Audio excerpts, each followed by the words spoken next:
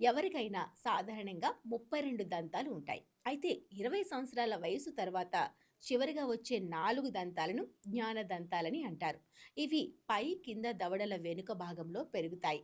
జ్ఞాన దంతాలు వచ్చినప్పుడు అవి నొప్పిగా ఉండడంతో చాలామంది వీటిని తీయించేసుకుంటూ ఉంటారు. అయితే జ్ఞాన దంతాలను తొలగించడం మంచిదేనా? ఈ ప్రభావం కళ్ళపై ఏమైనా పడుతుందా?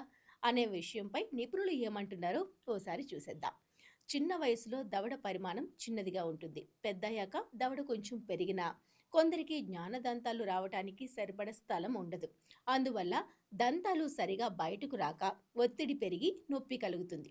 కొన్నిసార్లు ఇన్ఫెక్షన్ కూడా అవుతుంది. చాలామంది జ్ఞానదంతాలను తీసేస్తే కళ్ళు దెబ్బతింటాయని, చూపు తగ్గుతుందని భయపడతారు. కానీ అది నిజం కాదని ఆరోగ్య నిపుణులు చెబుతున్నారు. జ్ఞానదంతాలు నోటి వెనుక భాగంలో ఉంటాయి. అవి కళ్ళు లేదా కంటి నరాలకు దగ్గరగా ఉండవు. దంతాన్ని తీసే సమయంలో పన్నుతో పాటు చుట్టుపక్కల కణజాలాన్ని మాత్రమే తొలగిస్తారు.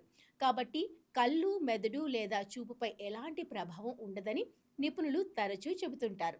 జ్ఞానదంతాలు నొప్పి, ఇంజెక్షన్ లేదా పక్కదంతాలకు ఇబ్బంది కలిగిస్తుంటే వాటిని తీయించుకోవడం మంచిదని నిపుణులు చెబుతున్నారు.